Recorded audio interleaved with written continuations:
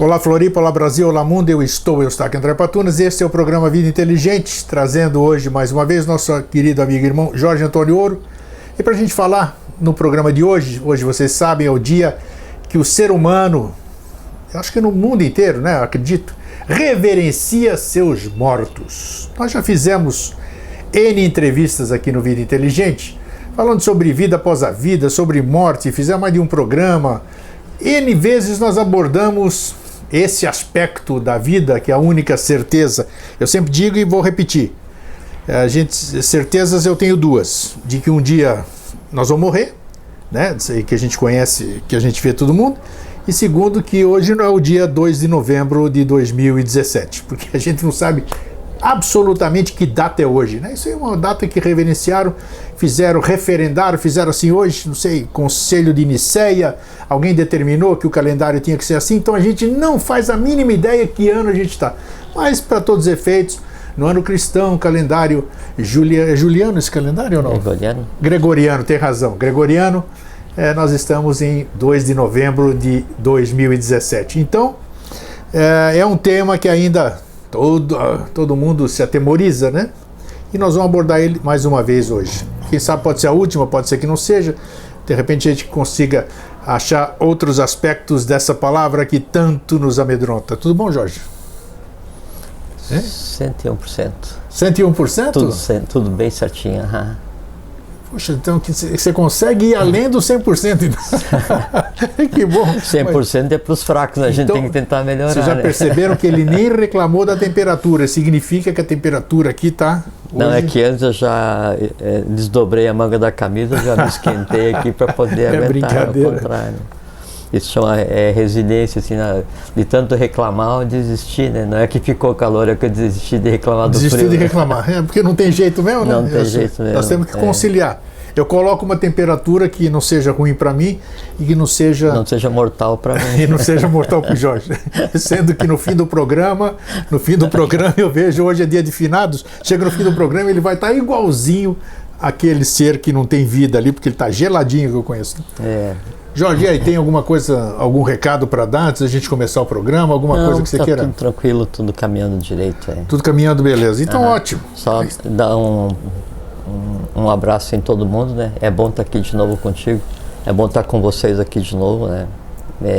E vamos fazer nossa parte, ver se a gente consegue melhorar o mundo. Né? E aproveitando assim que a gente sempre fala, antes da gente começar, a gente sempre dá essa introdução.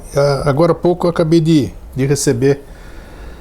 Até achei estranho não, porque não é comum hoje com esses meios de comunicação que a gente tem, né, WhatsApp, Facebook, não sei o que, recebo um telefonema pelo fixo.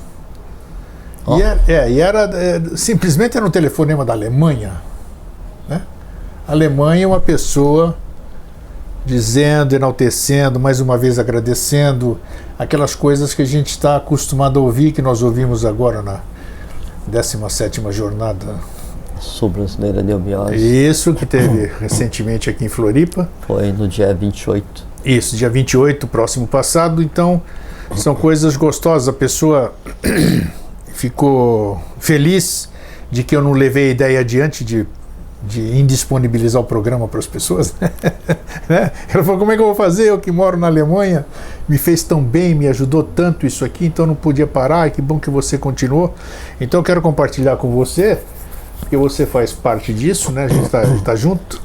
Então são esses tipos de mensagens que a gente recebe que nos estimulam a continuar, né? Os porquês, deixa para lá. Nem me questiono mais, nem me importo mais. Porque então a pessoa ligada à Alemanha para agradecer, isso é simbólico, é muito... Isso é muito, porque assim, independente da mensagem que você leve, ou que o avatar leve, não interessa que seja, quem seja, e mesmo que ela atinja simultaneamente todos os seres humanos, né, todos os habitantes desse planeta, o resultado é um cada vez. Um ser humano cada vez, porque independente de como vem a mensagem, daí cada um vai ouvir esta mensagem de uma maneira, vai processá-la de uma maneira toda peculiar e vai ter um resultado único, que é uma alteração em si. Então, sempre é um ser humano de cada vez, independente de quanto sucesso se tenha na propagação do bem, do bom e do belo, ou do bom caminho, de quantas pessoas venham a ter contato com isso, né? Sempre é um ser humano cada vez, assim, se acende uma luz cada vez, ou uma estrela cada vez. Isso eu acho bacana isso. Eu não vejo você vê diferente de mim assim, porque eu sou mais como é que se diz, o concreto, né? Eu fico, quando as pessoas dizem isso, eu fico feliz. Fico feliz porque eu sou um instrumento de poder proporcionar isso para essas pessoas, né? Trazendo você para cá, outros convidados que vêm somar também. Mas eu ainda não consigo, vamos dizer, e não é o caso também, só estou fazendo um comentário antes, um preâmbulo aqui do nosso programa. Eu não consigo imaginar como o que a gente fala aqui transforma as pessoas. Não sei porquê. A ponto não de transformar, tudo bem, até entendo de transformar. Mas já ouvi depoimentos aqui, e não estamos falando aqui, o Jorge sabe, vocês sabem, as pessoas de coração puro que nos assistem sabem que não é questão de manifestação de ego nem nada. Até me surpreende isso, porque eu já ouvi pessoas que levantaram do túmulo. Nós vamos falar hoje sobre morte, né? Pessoas que levantaram do túmulo assistindo Vida Inteligente. O que eu digo levantando do túmulo? Depoimentos ditos para mim pessoalmente, cara a cara.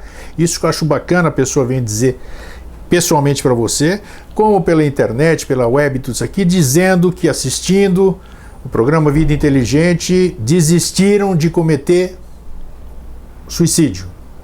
Pessoas que não tinham estímulo nenhum de vida e de repente, com o que ouviram no Vida Inteligente, deu um novo alento à vida delas.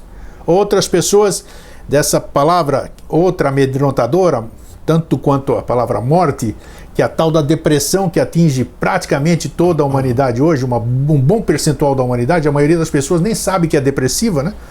Então, gente que estava em estado profundo de depressão e diz que assistindo Vida Inteligente saiu da depressão. E eu não quero nem saber como, e nem se nós não somos médicos, não somos psicólogos, não somos nada. A gente sabe que depressão é uma doença séria, doença, não é psicologia, não é doença, tratada com remédios pesadíssimos, você sabe disso, né? Então, como isso acontece agora? Eu fico muito feliz, e já disse no programa, foi aqui, eu falei, foi no nosso encontro, né, dos 12 anos do Vida Inteligente no Hotel Faial. Foi o que eu disse, que hoje já não me importa. Antes eu reclamava muito, né? Eu falei lá, você lembra, né? Que daí eu reclamava muito e hoje já não quero nem saber. Eu fico contente mesmo e isso é uma satisfação mesmo de você proporcionar para as pessoas, para o seu irmão, um alívio do seu sofrimento, um novo alento à vida. Isso é muito gostoso, muito gratificante. E eu quero te agradecer também em nome dessas pessoas. Para mim? É claro, você participa, nós estamos aqui nesse processo. Ninguém faz, andorinha não faz verão sozinha. Então nós estamos aqui. Tem que agradecer a origem do que é compartilhado, né? Eu sou só um mensageiro, né? Então tá, que seja, mas aí tá aí. Se não existisse mensageiro, não tinha mensagem. Pode ser. Né? Pode então ser. Tá aí. Então isso é bacana, eu estou agradecendo em nome dessas pessoas, porque eu vejo a gratidão delas quando me escrevem, quando encontram comigo. Aconteceu no nosso encontro do dia 30 de setembro, aconteceu recentemente no dia, que dia foi agora? A jornada, dia 28 de outubro, a data fantástica, data histórica da Grécia também, o dia do não. Então essas coisas que eu queria compartilhar com vocês, é muito bacana e tá aí. Algum comentário antes da gente entrar no tema? Sim, então,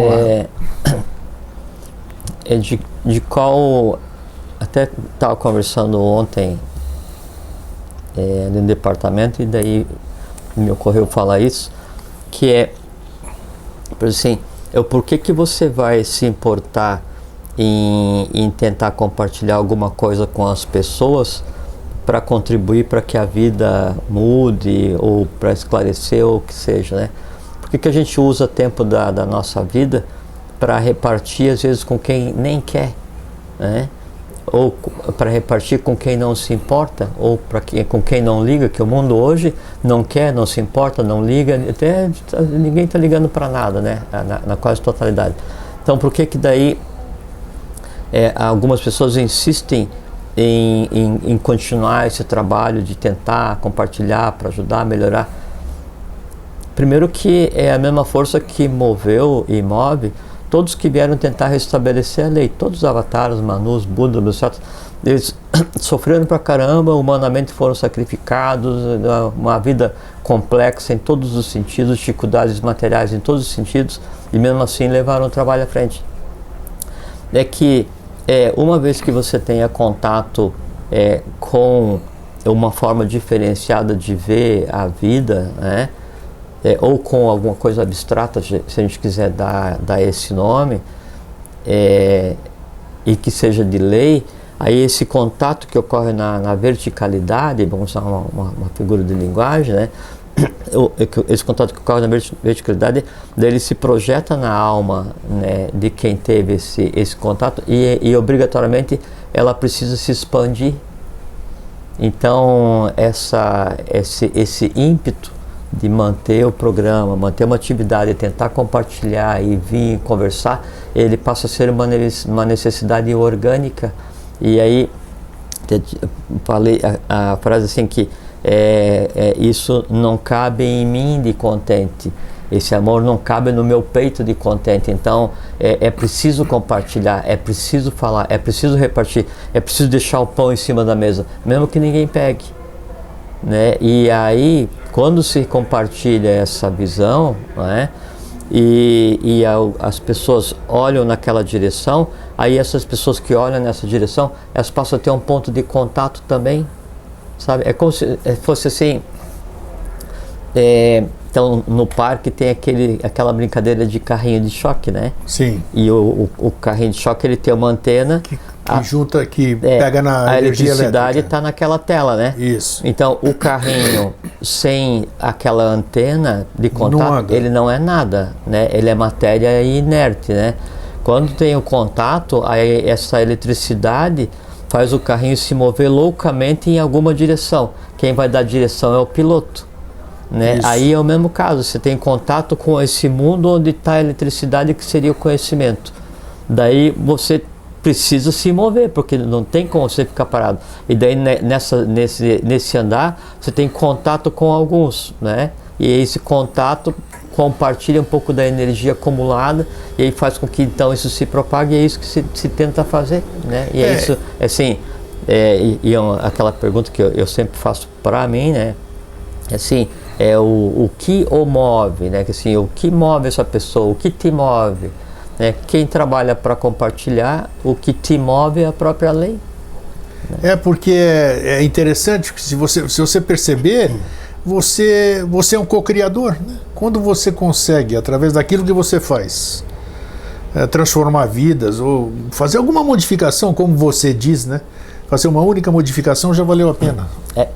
Né? Então é bacana saber que o teu trabalho está dando o fruto, vamos dizer, proporcionando o que se fala aqui. Que aqui eu aprendi, né? Aprendi a falar o todo no uno, né? Aprendi, não é da boca para fora, não.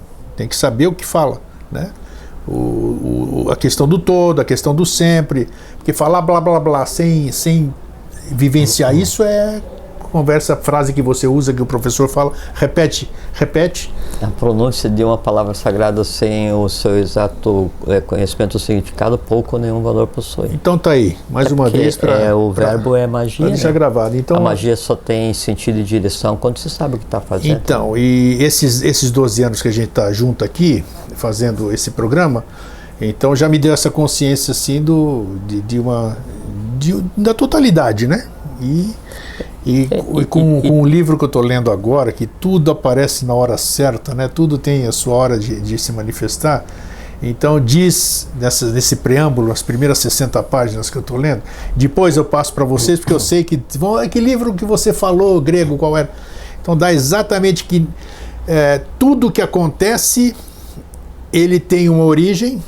Essa minha, vamos dizer, essa minha vontade de continuar, ou essa minha incapacidade de parar o processo, é porque é um negócio que está aqui latente, não é meu, é negócio universal. Tudo esse sofá, a câmera, tudo isso aqui faz parte de uma coisa, de uma inteligência única. Embora tenhamos individualidades, existe uma inteligência única, e essa inteligência única vibra em todos. Então, se a gente procura a origem está dentro de nós. Por que eu faço isso? Porque aquilo está dentro de você, você não faz nada que não esteja dentro de você. E a partir do momento que você começa a ter essa consciência de verdade, saber isso aí você começa a ter um entendimento, e tendo o entendimento você está em conexão com o todo e você obtém qualquer resposta. E ainda que o que a gente tem feito é só dar a direção, né? A gente mostra que há a possibilidade. Isso é aí bacana, a própria pessoa que vai pegar aquilo e vai seguir o caminho. É como se a gente desse coordenadas, né? Que a gente faz, através da comunidade, através daquilo, instigando a pesquisa, instigando que as pessoas vão fazer a sua própria experiência. A gente dá, né, coordenadas, claro, né? A pessoa pode ir para esse lugar ou não. Ou não, exatamente. Hoje ou nunca, tanto faz, aí depende de cada um, né? Então, aí você respeita o livre-arbítrio de cada um e faz o seu trabalho, né? Da melhor maneira de se comportar na vida, né? Então, já que nós falamos assim de trazer nova motivação para a vida de muitas pessoas, vamos falar então sobre o tema. A gente sabe, Jorge, hoje, finados, no mundo inteiro, pessoas vão a determinados lugares que a gente chama de Campo Santo, cemitério, não sei o que lá, depositar flores ou fazer orações ou fazer mentalizações, cada um faz dentro da sua crença, usa o comportamento dentro da sua crença, para algo que, ao meu ver, não está absolutamente nada lá. Tem o esqueleto, que é o que nos sustenta aqui, né? Restou o esqueleto e aquele local onde esse corpo foi devolvido para a Terra. Não é isso? Então, por que o ser humano ainda não se desvencilhou dessa coisa? Nós sabemos que no Ocidente, no Oriente, eles não cultuam esse tipo de coisa, né? Eles fazem festa, né? Fazem festa quando alguém vai embora. Há o culto, sim, só que não como sofrimento. Perfeitamente, né? É o culto de libertação, como se fosse libertação. E parece que eles choram, os chineses, japoneses, da raça amarela, parece que eles lamentam quando um ser vem ao mundo e festejam quando ele vai embora. Então, eu gostaria que você falasse o seu ponto de vista sobre esse dia hoje, o que ele representa em termos, já falamos muito de astral, né? 4 programas falando de astral, eu acho que astralmente esse dia 2, e todo mundo que faz nesse dia, nossa, deve dar um rebuliço no astral, que deve ser uma coisa de louco, né? Ou não? Sim. Olha, um tema que dá para levar muito. O falar, nas vezes que a gente falou sobre a morte, né, sobre o astral e esses assuntos que ficam no entorno, talvez assim, de todos os assuntos que a gente fale, seja aquele que mais se aproxime do conceito de como é que é a palavra?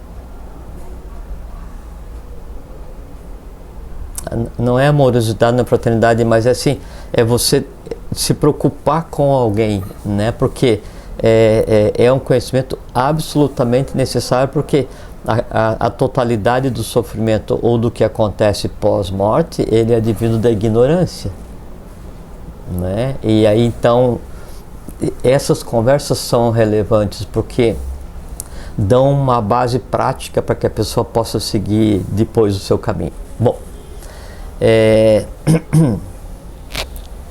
então foi que dia que foi o dia de Todos os Santos? Ontem, um dia antes, ontem, Todo né? dia Santos, isso, dia 1º, 1º de novembro, e uns dias ontem. Atrás teve o Halloween, 31 de outubro, isso, o dia das bruxas que chamam. Só que o Halloween era até o século XVI, era uma festa que antecedia o dia de Todos os Santos, né? Isso, então, continua até hoje, né? E o nome Halloween vem daí, né? É All Hallow Eve. Sim. Aí disso, daí se inglesou, né? É para Halloween. Halloween. É. Que é esse negócio que se... Faz sucesso. E aí, dentro da ignorância que nos é peculiar, né, enquanto Ocidente, né, enquanto mundo hoje, né, então se diz que não, que essas tradições não tiveram origem, né, agora, mas são tradições assim, muito antigas, né, e na verdade se originaram, né, numas festas celtas, né, em homenagem ao tempo da colheita, que era o Samhain. E que daí dessa festa então determinadas religiões, né, na tentativa de sufocar um culto dito pagão, o paganismo sobrepuseram datas e transformaram nesse... Exatamente. E vejo que é uma coisa muito comum e é típico, assim, se tem um grande centro cultural, se constrói um templo de uma religião em cima. Se tem uma grande cidade, se sobrepõe. Se tem, é como no caso do 25 de dezembro, né? Exato. Natalis Solis Invictus, né? Que é o dia do nascimento de Hélio, o Sol, né? E aí no caso do Halloween foi feita a mesma coisa, mas não tem origem celta. Nem o dia de finados tem origem em uma tradição celta. Porque, assim, a gente precisa chamar que como se fosse um reducionismo, que é aquela tentativa de pegar todos os eventos humanos e colocar no máximo até 2-3 mil anos antes de Cristo, né? Então, você pega celta, de 800 a 600 antes de Cristo, opa, está dentro daquilo que... Pega as pirâmides, não, a pirâmide foi construída em 3 mil antes de Cristo, opa, está dentro do que a minha religião consegue explicar. Então, encapsularam todos os eventos da humanidade só até onde as religiões conseguem se explicar. E no caso do finados é a mesma coisa. O dia de finados ele foi instituído, no nosso caso no Brasil,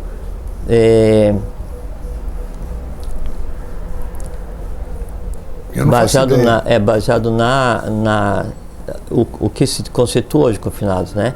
Ele foi criado pela igreja em 998, e depois de mais 3-4 séculos que se passou então para o dia 2.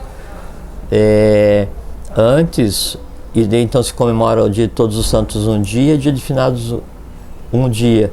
Na tradição antiga era um mês para os santos e um mês para os finados, mas não nessa tônica que se dá hoje, né? A tradição do dia de finados, né? E aí é muito importante a gente conversar sobre isso, por conta do que você falou, né? Que daí você pensa que daí do lado de lá não tem nada, né? Tem, né, Grego?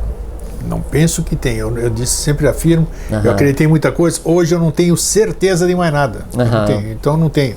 Eu não posso duvidar. Que todas as tradições antigas, e quando a gente fala antiga, a gente fala 1 milhão de anos, né? Todas elas fazem referência.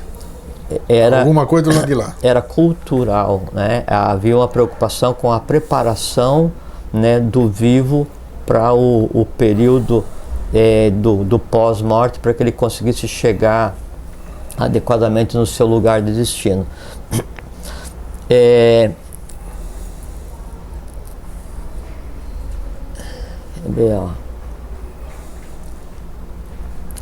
Então tem 3 vertentes que dá para a gente abordar com relação a essa questão do dia dos mortos, e que são muito típicas, nos dão uma visão bem clara de um outro assunto, que é a questão da cronologia, né?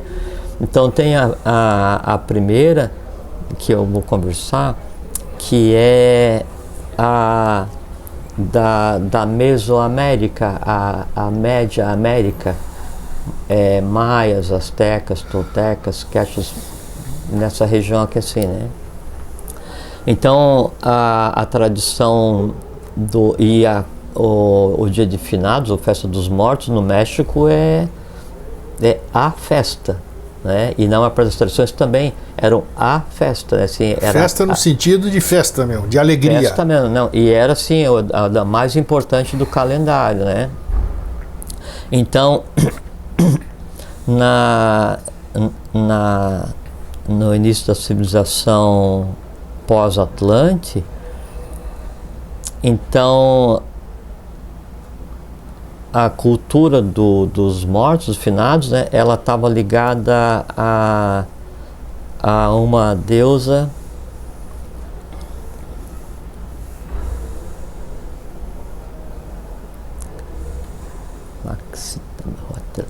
Maxicatahuatl. Você e seus nomes, né? Depois uma Maxicatahuatl. E ela era a deusa responsável e que se encarregava das almas no Mictlán, que era o terceiro dos mundos inferiores, 3 mundos internos, né? 3 níveis. Isso na cultura da tradição maia, asteca dessa região. E cada nível ele recebia um tipo de alma. Então o primeiro mundo inferior recebia as almas daqueles que morreram em função da água ou de relâmpagos. O segundo mundo recebia a alma daqueles que tinham morrido em guerra.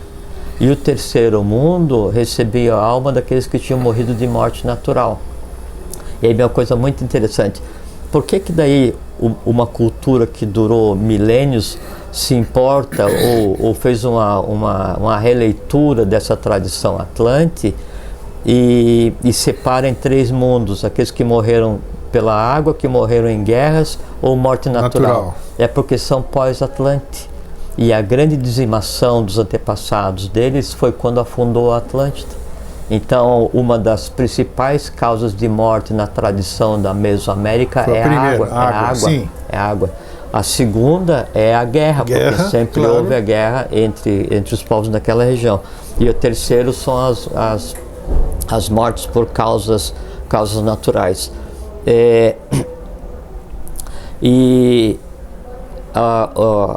O culto a isso ainda hoje, né? Então eles criam altares que o altar ele tem 1, 3 ou 7 divisões, onde cada divisão tem uma razão e um acontecimento, né? E também ligado às separações dos mundos interiores segundo a crença, né, mesoamericana.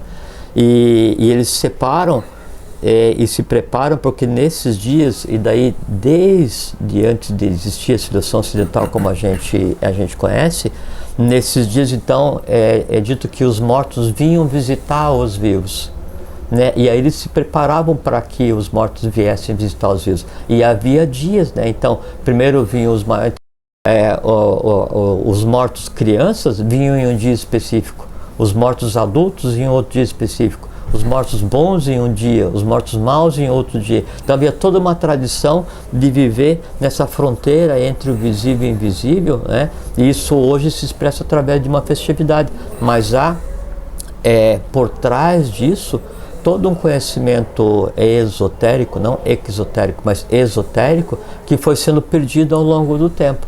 E se você vê essa questão dos mundos inferiores na tradição mesoamericana, é o mesmo de todas as tradições, né? Que é a preparação da alma para que ela possa cruzar adequadamente esses mundos até chegar no seu lugar de direito. Vamos dar um pulo, só uma parte que é um pulo para 2017. Hoje se fala, pelo menos no ensino eubiótico, sobre Duarte, Badagas e Agartha. Então, são 3. São 3 também. Seria o caminho de... Ainda hoje, vamos dizer, seria alguma semelhança com o negócio do passado? Sem dúvida. A pergunta é mais específica, quer dizer, a pessoa morreu, dependendo, desencarnou, usa-se o termo que lá for.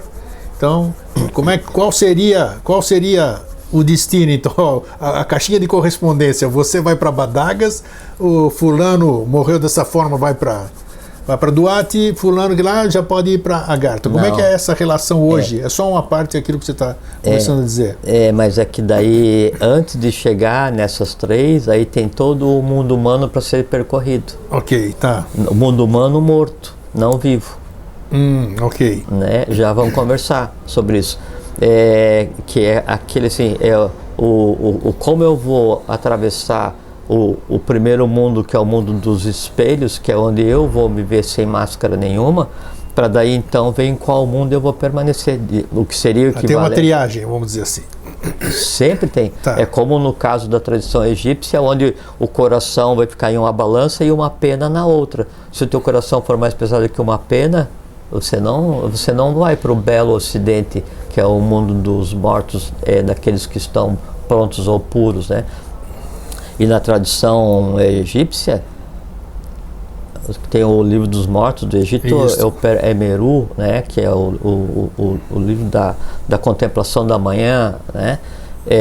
Então há uma série de fórmulas ali, que aí aquilo era escrito no que era usado para enrolar os mortos, né? E essas fórmulas mágicas então davam uma ajuda para o cara nos passos seguintes, né? Mas a gente já vai comentar. Então, na tradição mesoamericana, sim. Então, essa tradição é uma tradição pós-Atlante, né? E aí, de início, então, tinha isso: 3 mundos, morreram por água, por guerra e... Quem estabeleceu isso aí? As religiões a gente sabe como é que foram criadas. Esse tipo de pensamento, quem é que estabeleceu de que existiam 3 mundos, vamos dizer assim? De onde surgiu essa concepção de que existiriam esses... É que, por exemplo, se você pegar hoje a astrologia, tá, é uma ciência desconhecida e hoje praticada com resíduos. Sim. Né? Você pega a medicina, é uma ciência desconhecida, hoje praticada com resíduos para tratar sintomas. Né? Você pega a química, é uma ciência desconhecida, hoje trabalhando com fragmentos do que sobrou da alquimia. Então a gente está em um início de subida de um processo de queda gigantesco, onde todo o conhecimento foi degradado. Essa questão do pós-morte, das etapas pelas quais passa o morto no pós-morte, os mundos aos quais ele vai ter que atravessar ou viver ou ter embates, isso é ciência. Né? Isso era o que era ensinado, assim, é como se preparavam as pessoas se aculturavam as pessoas para. Com essa degradação de civilização que aconteceu pós-Atlântida, sobram resíduos e essa tradição oral ela vai se alterando com o tempo. Ainda assim permanece com... só para saber se isso tem fundamento ou é só uma... Não, 100% grego. 100%. Né? Para ver se existem realmente ou se foi alguma criação mental. Não. Claro que acredito que sim, porque tudo tem uma origem. É uma ciência, né? Era uma ciência, assim, então... na Mesoamérica você tem a tradição do Dia dos Mortos vinculada ao pós-Atlante, né? Você pega uma outra tradição egípcia, aí a tradição egípcia é a tradição Atlante, né? O que tem aqui na Mesoamérica é depois do que tem no Egito. Se você pegar as tradições dos Dias dos Mortos dos maias, comparar com dos egípcios e comparar com os do Tibete, com o que está no Bardo Todol, por exemplo, muda o código de linguagem, mas é exatamente a mesma coisa. A essência mesma. E por isso que eu citei essas 3 vertentes, porque daí no México pós-Atlante, no Egito Atlante e no Tibete Ário, da raça ária, da 5ª raça. Então, 3 momentos evolucionais distintos, com milhões de anos solares contados, e os 3 preservando as mesmas tradições, né, cada um com os seus segredos e cada um com as suas distorções. Uma outra tradição, aí então vou falar do Egito, né? Então havia toda uma preocupação, né? É quase como se fosse uma fixação da cultura egípcia com relação aos mortos. Sempre houve, né? E toda aquela tradição dos mundos internos, e que daí então vai ter um Deus que vai conduzir, o barqueiro vai conduzir a alma do morto, e o morto vai ter que se apresentar, e o coração dele vai ter que ser pesado para ver se daí então ele vai sobreviver e vai seguir, e tem a serpente que vai tentar virar o barco quando ele está. Então isso é uma simbologia que descreve detalhadamente, esotericamente, os passos pelos quais passam a maioria dos mortos quando ocorre o processo do desligamento, né, da alma com o corpo físico, né? E a preocupação de o porquê ensinar, o porquê manter a tradição, para minorar, né, assim, não é o sofrimento, mas eu usei a palavra sofrimento antes, mas não se aplica, mas é minorar, assim, os embates pelos quais passa o morto depois que ocorre o processo da morte. Então toda a tradição egípcia ela tem a ver com isso, né? E é muito semelhante com a tradição dos maias. Então seria, assim, para quem tiver tempo e interesse, muito interessante ler sobre a tradição dos mortos na Mesoamérica, primeira coisa. Depois ler o Peremeru, o livro dos mortos do Egito, né, que não é do livro dos mortos, é o livro da vida eterna, ao contrário, né, e que ele foi escrito para preparar. Tem os do Tibete também, né? Eu acho que você vai falar alguma que coisa. Que é o Bardo Todol. Ah, né? Sim, o Bardo Todol, tá. O livro tibetano dos mortos. Dos mortos, né? exatamente. Mas isso é o título ocidentalizado, que também é o título, o livro da preparação para amanhã. Sim. É para o alvorecer, né? E no Bardo Todol, e ainda que daí o Todol ele dá uma descrição dessa tradição e desse processo no pós-morte, baseado já numa mudança da cultura, da tradição original, baseado já no budismo, porque o que antecedeu o budismo nessa região era chamada religião do bom, né? E aí então no Bardo Todol, bom, hoje se pratica hoje ainda no Tibete o que é chamado de enterro celestial, né? Foi praticado até determinado tempo, depois aí quando houve a invasão de um país no Tibete proibiu, depois concordaram novamente e segue ainda hoje, né? E o enterro celestial é aquele que a criatura morre e eles daí fazem um rito fúnebre e vão e dão o cadáver para que os urubus comam, né? Ah, sim, isso tem isso. E aí há um responsável, né, que vai deixar lá e aí depois que comem a carne, eles vão e quebram os ossos, misturam com farinha e dão para os urubus. Então tem toda uma mística, né? Sem dúvida. Derivada de uma mítica e derivada de um conhecimento com relação a isso. Né? E por incrível que pareça, tudo tem um porquê.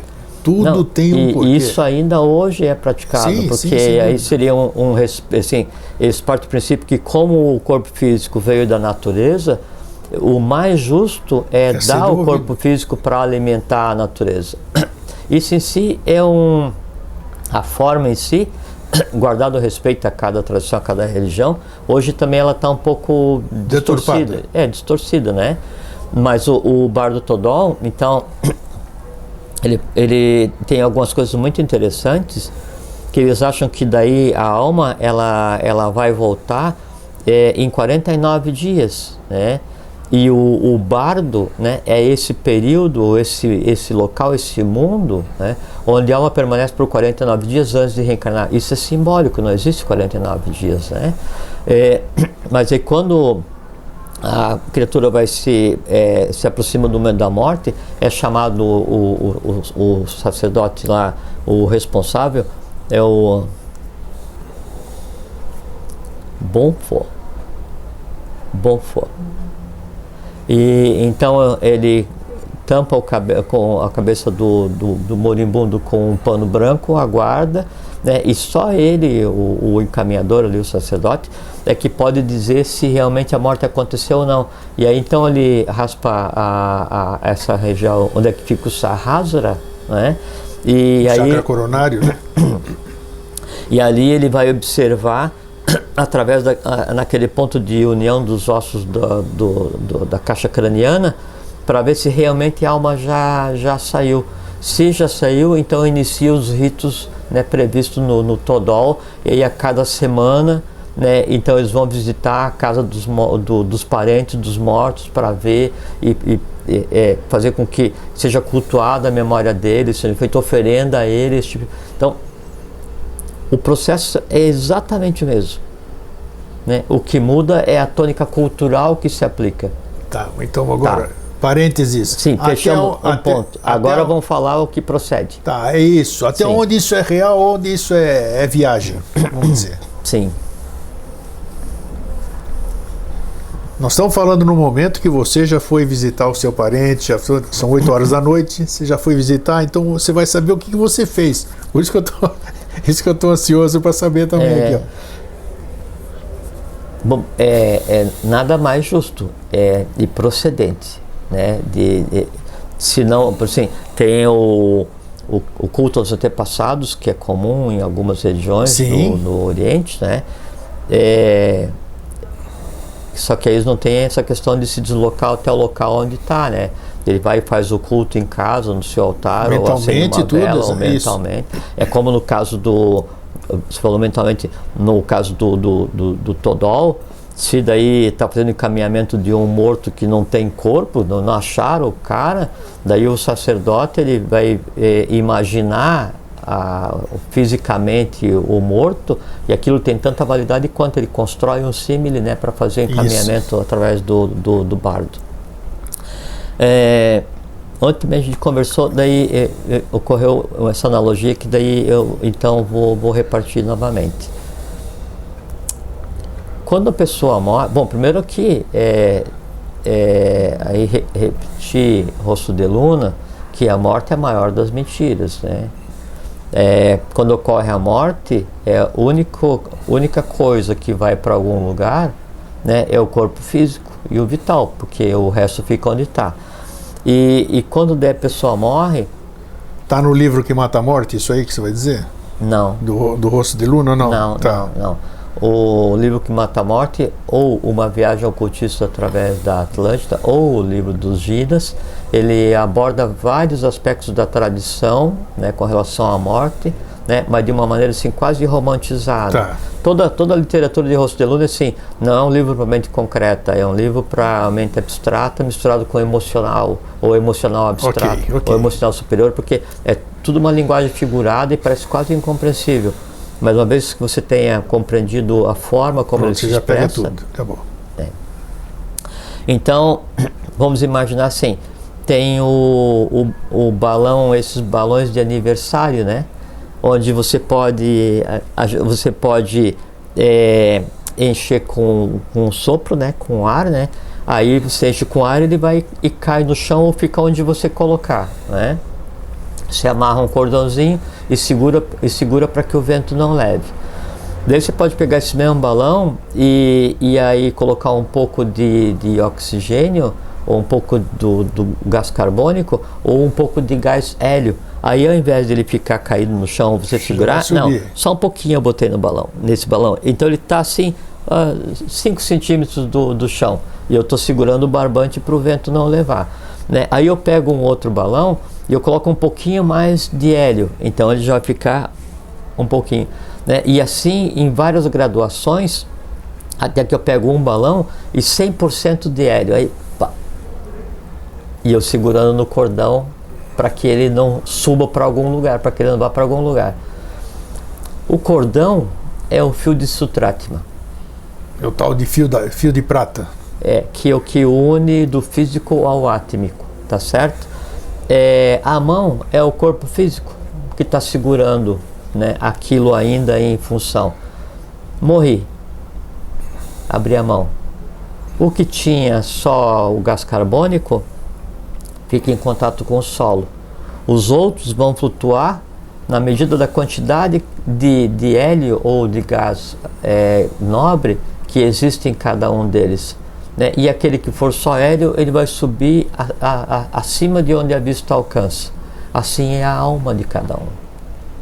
A alma sobe? Nós já falamos sobre não, alma. Ela não sobe, ela fica onde ela está. Ah, tá, tudo bem. Né? O subir que eu falo, assim, o gás hélio que eu vou colocar dentro do balão, tá, figurativo. É aquilo que está dentro da tua alma, da minha alma, da alma de vocês. Então, qual é o lugar onde está o meu balão hoje? Em que mundo a minha alma vive hoje? No solo, intermediário, médio, alto, alto, muito alto. Não sei, depende do que cada um tem na cabeça. Esse lugar onde o balão fica, onde ele vai estar junto com os seus, que assim, o que eu tenho na minha alma define a altura em que ela vive, ou o mundo em que ela vive. Rompeu-se a ligação com o corpo físico, ela permanece exatamente no lugar onde ela está. Essa que é a primeira questão.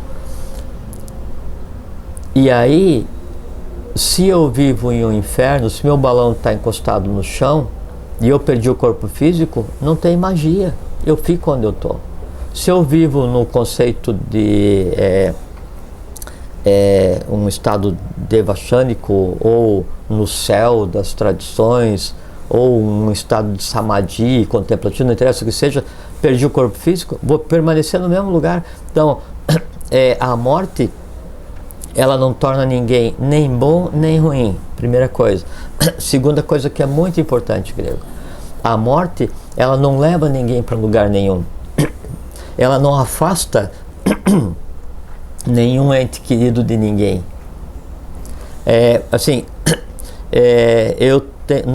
Onde a gente conversou? Nosso amigo Alvin, ele morreu em 2014, 2013, não sei exatamente. Não, 13 não, faz 14, acho. 14. Vai fazer 3 anos aí. Então, qual é a distância que nós estamos hoje do nosso amigo Alvin? A mesma que nós estávamos quando ele estava vivo. Porque quando as pessoas sentem saudade, ou assim, ficam se lamuriando, ou se arrependem, porque nunca mais vou poder conversar com determinada pessoa, eu queria pedir desculpa, eu queria pedir perdão, é porque quando a pessoa estava viva, a distância entre uma e outra era o tamanho ou a quantidade dos perdões não falados, era o tamanho ou a quantidade dos eu te amo não falados. Então já estavam distantes em vida, sim, mesmo que o corpo físico estivesse do lado. Quando morre, permanece do mesmo jeito. Uma outra coisa que é muito relevante, em termos evolucionais, quanto mais pesado o balão, quanto mais próximo da superfície, pior, mais trabalhoso, mais denso, mais complexo. Quanto mais leve a alma, quanto mais é como se a evolução ela fosse da Terra em direção ao Sol. Então, quanto mais próximo do Sol meu mundo seja, melhor. Quanto mais próximo da Terra meu mundo seja, ou da atmosfera terrestre meu mundo seja, mais complexo. E quanto mais perto, e aí fica uma coisa muito interessante, Dia dos Mortos.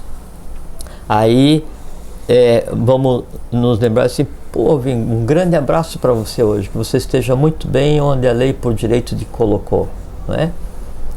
Melhor saudação impossível, né, para comemorar, celebrar a memória de um grande amigo que hoje está em seu lugar de direito. Quanto mais longe esteja a alma do morto, longe nesse sentido que eu falei agora, quer dizer, quanto mais longe da superfície esteja a alma do morto, menos ela está afeta aos sentimentos de tristeza ou de dor. O oposto.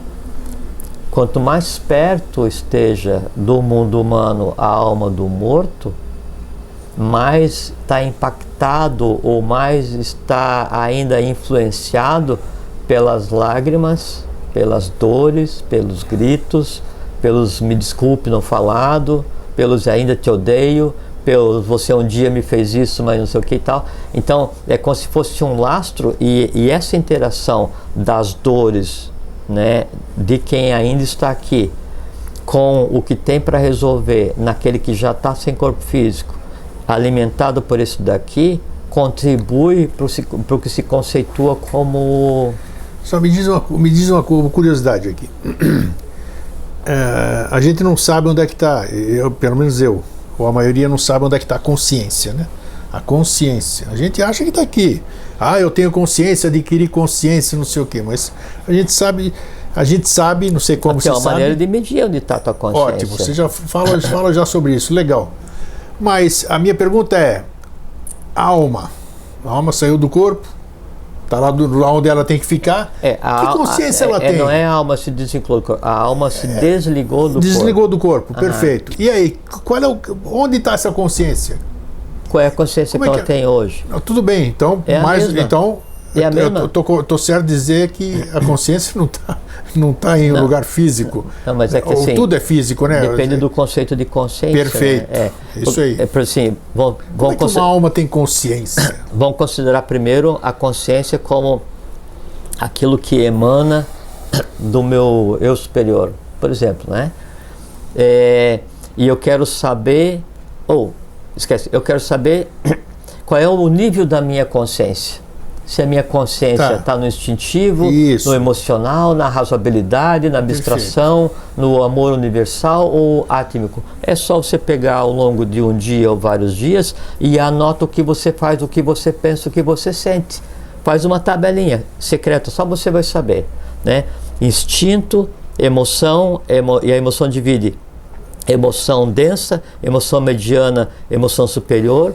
As questões da mente concreta divide 3 linhas: mente concreta instintiva, concreto superior. Inteligência divide, aí eu fiz isso, depois eu fui e briguei, aí eu fui e falei. Então você faz um eletrocardiograma. Você fez um monte de coisa, muitas consciências? Não, uma só. É que a mediana, aquilo que mais ocorre, é aquele que manda em você. Aí você consegue definir, então você tem que ter a inteligência superior, a inteligência instintiva, emoção superior, autoemoção ou emoção instintiva. E a inteligência e a vontade superior, a autovontade e a vontade instintiva. Aí então você vê se o teu dia a dia foi norteado para satisfazer todos os teus desejos, teus instintos, tua consciência é instintiva. Se o teu dia a dia foi dirigido para satisfazer todas as tuas emoções mais densas, tua consciência torna emocional mais densa. Tem literatura para consciência? Não. Você tem que pegar fragmentos para tecer um conceito, tecer uma ideia. Não tem uma fórmula, né? Agora, isso que está ocorrendo da gente conversar aqui, pode ser, ao invés de você fazer um eletrocardiograma, quer dizer, Sim. Aí você faz um conscienciograma. É que assim, você vê como é que a tua consciência, assim, o que eu fiz durante o dia. No final do dia. Olha, cria um mapa de consciência, alguém que tiver uma boa ideia aí, seria interessante. Eu nunca tinha pensado nisso, mas dá para fazer. Dá para fazer mesmo. Porque você vê exatamente quem manda em você, quem manda é aquilo que é exteriorizado. Né? Aí você passei o dia pensando em brigar com não sei o que, briguei não sei o que tal, depois eu estava a fim de pegar aí então passei o dia inteiro alimentando os desejos mais inacreditáveis, né? Onde é que está minha consciência? Minha consciência está afogada naquela região. Muito bem, aí você passou para o outro lado do fora do físico. Onde é que está impresso isso tudo na alma? Isso que eu quero saber. Isso é a alma. Porque se você não consegue ter uma emoção... porque eu estou falando antropomorfizando a alma, né? Estou vendo ela dizer exatamente a mesma coisa. Então vamos pegar o balão, né? Então o balão, aquela parte de plástico por fora, é o que seria o ovo áurico. Ele delimita o espaço que te compete, né? E os tipos de gases que você vai colocar ali, ou gás carbônico, ou vai encher com água, ou com areia, ou com pedra, ou com gás nobre, né? É o que vai determinar onde é que vai o teu balão. Sim. A alma é isso. Só que daí qualquer coisa que esteja dentro da tua alma, ela é viva, tem matéria, tem consciência, tem densidade. E aí Perfeito. Lembra? Similibus congregantur, até onde que o meu balão vai levantar, até onde que a minha alma vai.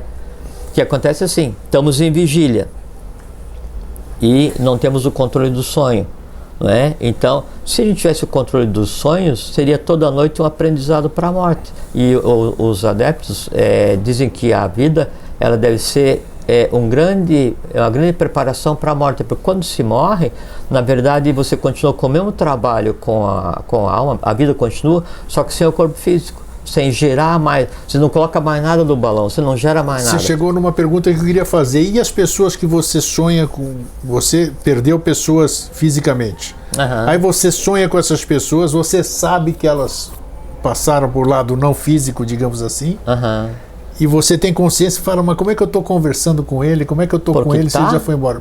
Mas não foi, assim, vamos supor, assim, ó, eu estou conversando com você, aqui agora, aonde você está entusiasmando todo mundo que está nos assistindo aí, quer dizer. Mas isso é magia, isso é conhecimento esotérico. Eu fui lá, profundo. Então, eu de qualquer forma, eu estava com quem eu queria estar. Lógico, as pessoas devem estar pensando. Lógico. Nós estamos conversando aqui agora.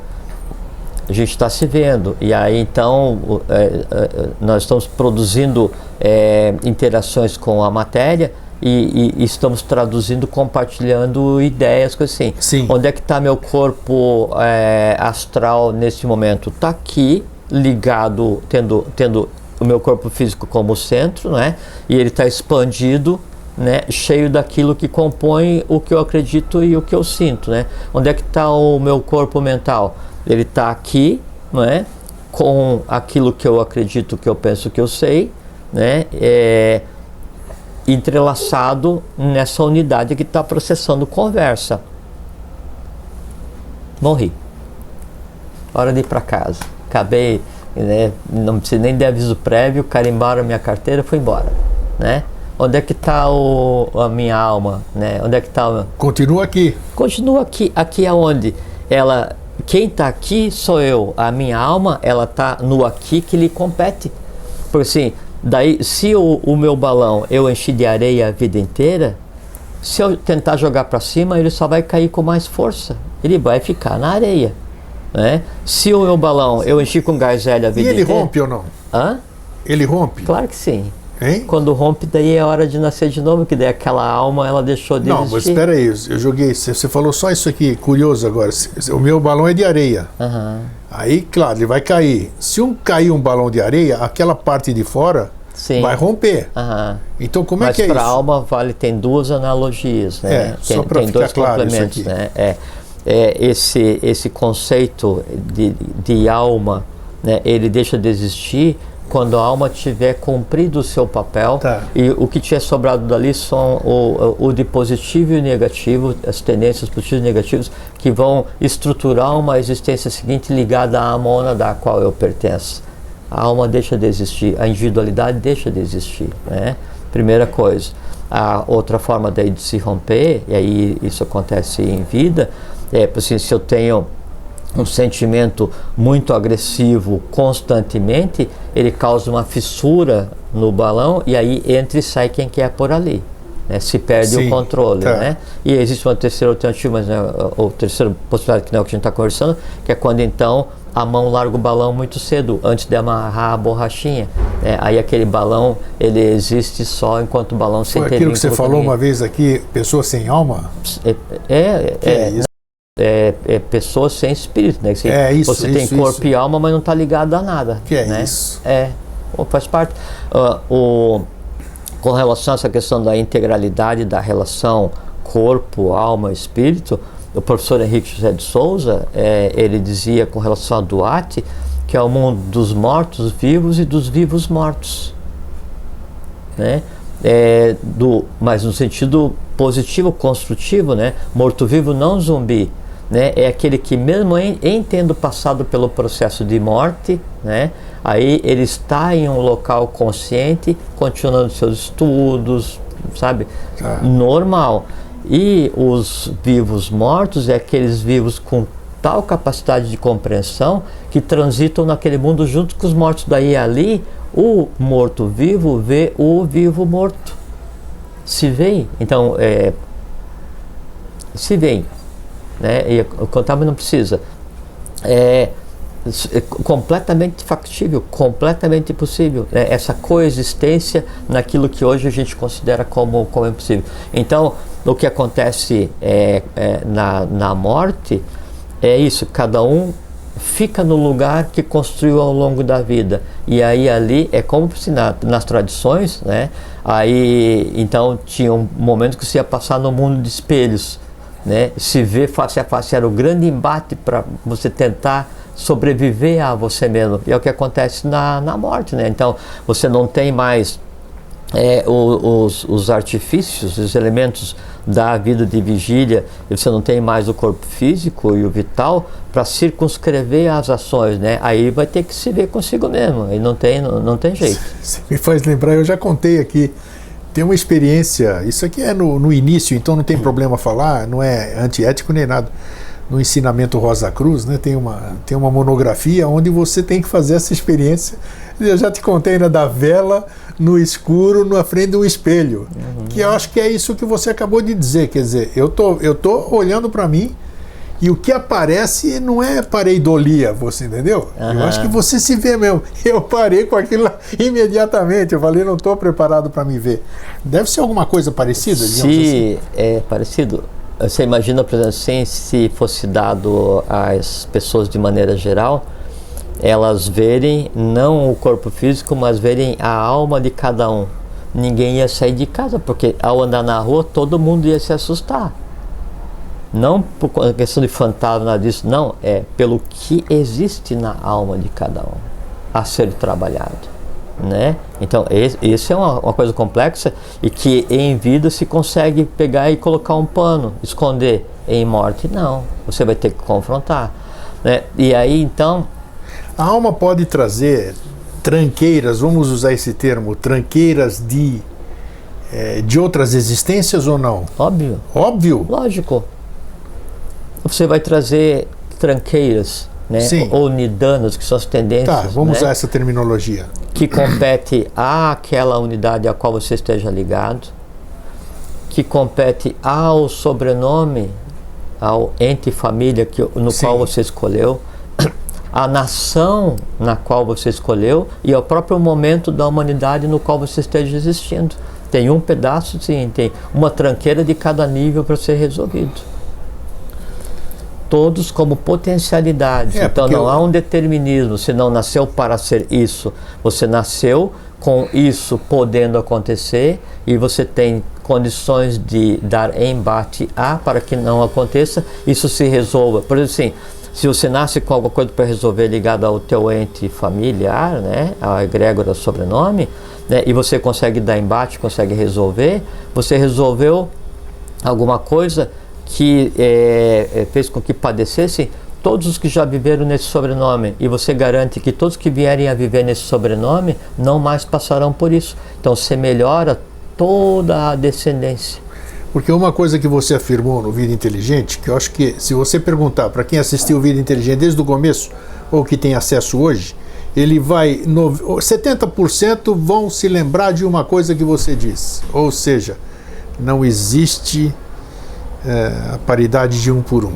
Ou seja, né, uma alma, um espírito, sei lá como é que vamos denominar? Uma mônada. Uma mônada, vai.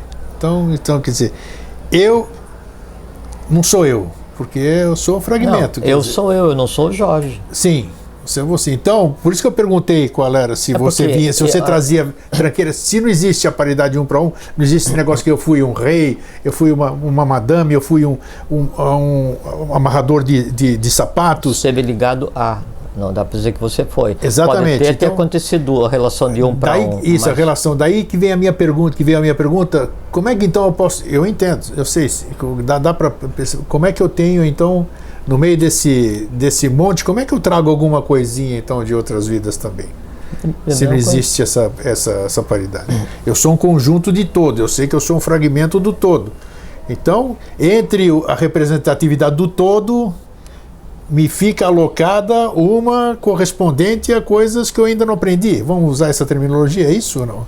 Pode ser. Porque assim, a própria mônada tem em si inconsistências ou desconhecimentos. Porque se ela fosse perfeita não precisaria existir. Isso. Porque o universo o universo inteiro é o imperfeito tendendo ao perfeito. Sempre. Né? E aí o mal ele faz oposição ao bem para que no embate à oposição haja a consciência. Então, há que haver o atrito, há que haver o embate, há que haver a aquisição. Isso vale em todos os níveis, em todas as hierarquias, em todos os seres, não interessa quais sejam eles. No caso da alma especificamente, se você está existindo aqui nesse momento, agora, é porque tem alguma coisa para resolver. Você está na roda de Sansara. Você tem, há o que ser polido nesse diamante bruto. Já que nós estamos falando desse tema, você acabou de dizer, quer dizer, você tem um vencimento então. Enquanto você tiver coisas para fazer, você permanece em corpo físico. Essa aqui é a questão. Como é que se define? Como é que se passa a luzinha aqui? É um negócio louco. Ai, meu Deus do céu. Você viu? É claro, pô. Eu fiquei olhando ainda. Como é que se define esse horário? Como é que se define a data? Calor. Calor sim, está sentindo calor, E eu ia comentar também. Não é que... Não, mas dá calor mesmo. Às vezes acontecem umas coisas daí. Então, como é que se define o momento da transição, digamos assim, desse transpasse para um outro estado de ser, digamos assim? Como assim, grego? Eu sou um vagabundo, eu não faço nada, eu só fico enchendo a paciência dos outros, eu só incomodo, eu roubo, faço tudo. Eu não presto para viver, vamos dizer assim, né? Enquanto uma pessoa boa de família, uma pessoa dedicada, altruísta, não sei o que, pumba, foi atravessar a rua, o carro pegou, matou a pessoa. Qual é o critério que se usa, vamos dizer assim? Qual é o critério? Uma pergunta difícil, né? O que a vida te concede para você ficar aqui ou não ficar? O dia da tua morte, o porquê? O tempo, qual é isso? Por que vem uma criança, vive 12 horas, uma pessoa vive até 120 anos, uma pessoa tem uma vida regrada, outra pessoa que fuma, toma whisky, faz todas essas coisas, chega à longevidade. Quais são os critérios, vamos dizer, para se... É que não dá para aplicar uma lógica simplista. Uma lógica não existe, tá? Porque você não pode ver, assim, eu cheguei atrasado no cinema, eu vi 30 segundos e saí da sala de projeção. Aí você lá fora me pergunta assim, sim, e o filme?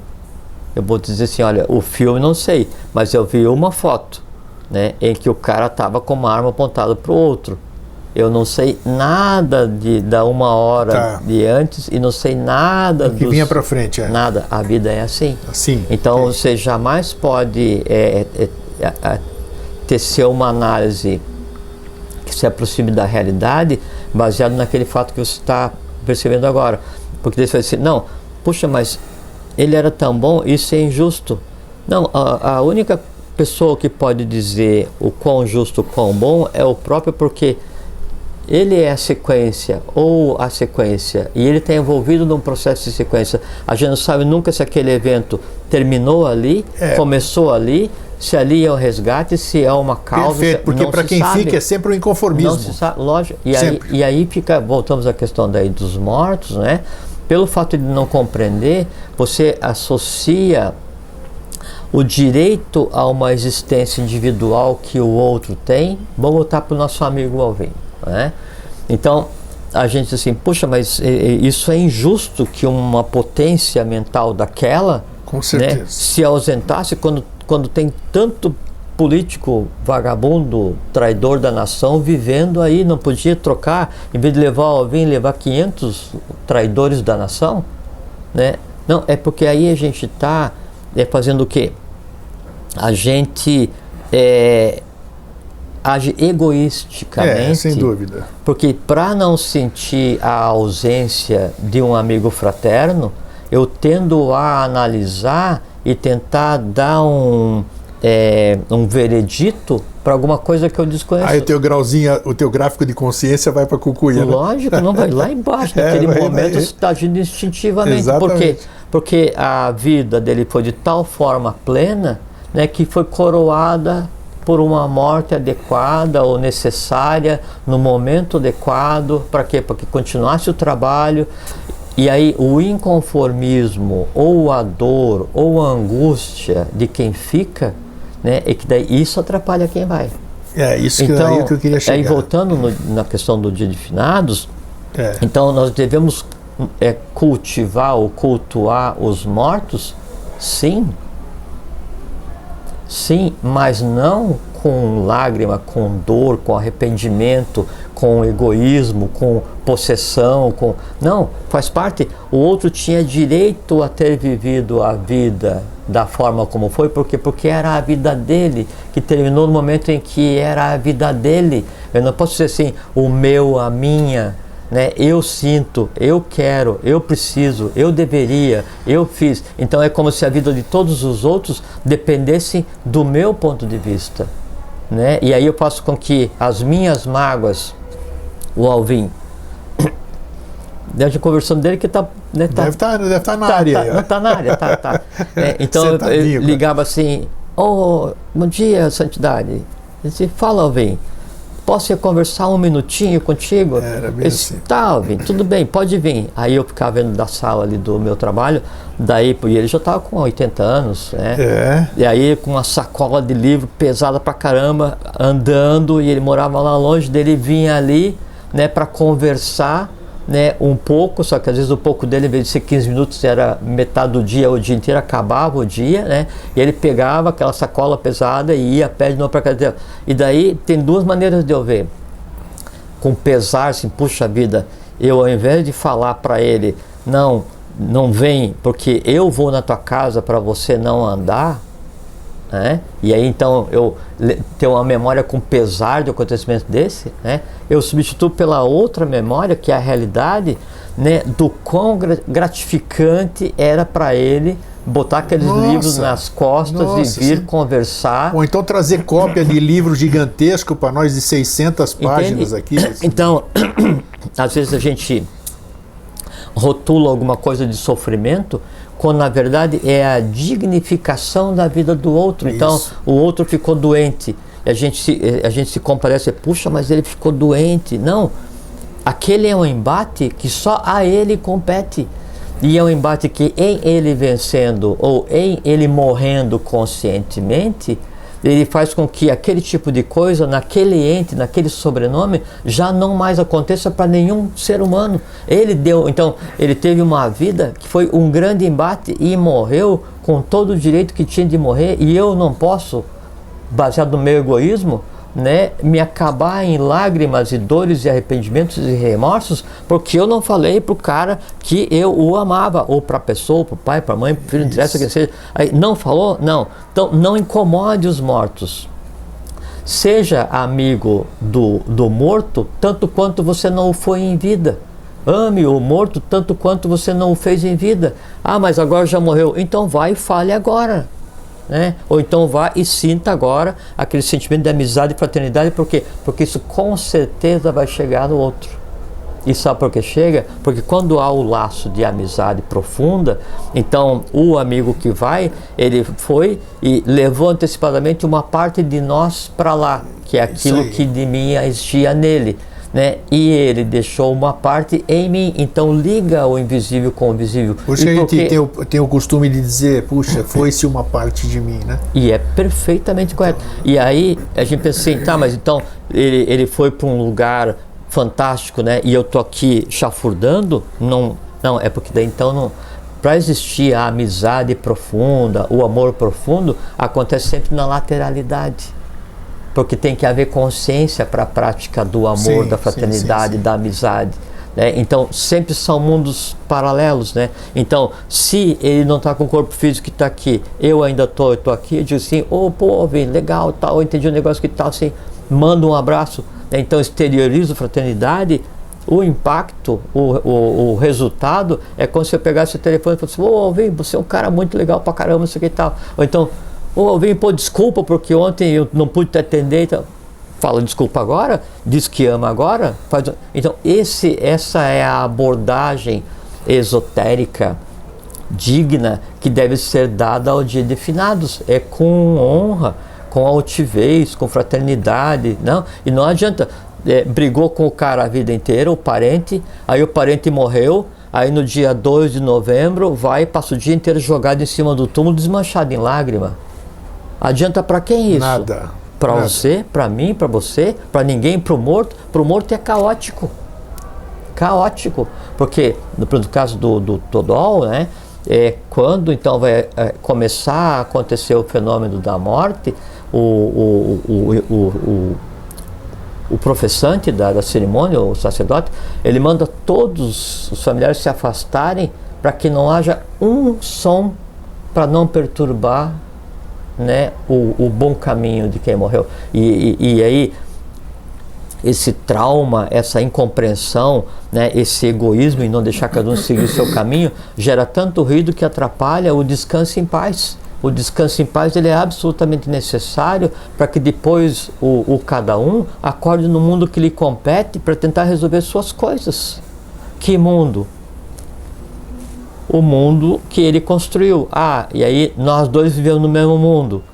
Aí a gente morreu. Nós vamos viver no mesmo mundo. Eu vou te ver, você vai me ver, nós vamos conversar. Então é isso, ó.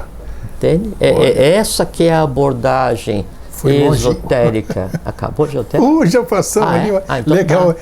Porque ó, é a eternidade aqui, ó. Não, mas veja, assim, eu acho que conseguimos. Como é que são os processos assim de curar ou de tratar da higiene e da saúde da população? Como é que chama? Não sei.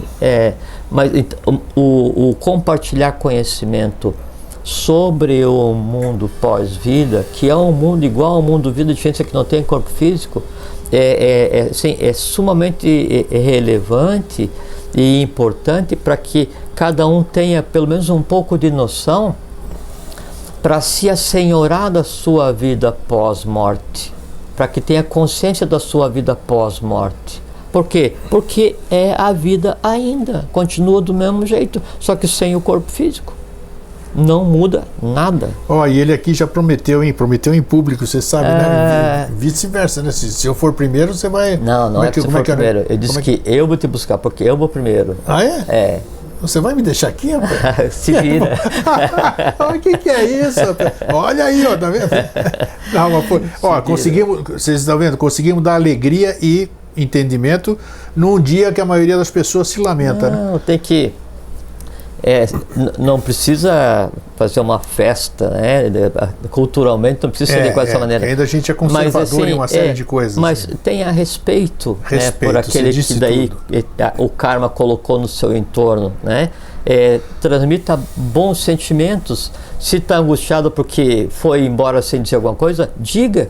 Se você brigou o tempo inteiro, perdoe ou peça perdão. Então, isso é construtivo. Isso pacifica o astral, isso simplifica o mundo onde cada um está vivendo. E como todos vivemos num mundo único, em simplificando a vida dos mortos, simplifica a vida dos vivos, né? Aí você faz um trabalho intenso e interessante para o invisível e para o visível também. Então, além de ficar em paz, que é muito importante. Então, agora são 9 horas e 15 minutos, 9h15, então você ainda tem tempo, porque você vai dormir daqui a pouco, ou um pouquinho mais tarde, você tem tempo de dizer para o seu ente querido que se foi, tudo isso aqui que o Jorge acabou de dizer. Aquilo que você deixou e se lamenta hoje de lembrar dizer. As boas lembranças, Perfeito, revivificar as boas memórias, sem saudade, sem sofrimento. Deixa o outro descansar em paz, cada um segue sua vida. É isso aí, gente. Jorge, muito obrigado. Obrigado mais uma vez. Você. Eita. Deixa eu ver. Não está tão gelado hoje. A coisa esquentou aqui, você viu, né? Fora as luzinhas que passaram aqui, hein? Valeu. Fraterno abraço. abraço. Um feliz sempre. Fiquem em paz, fiquem bem, tenham uma boa vida.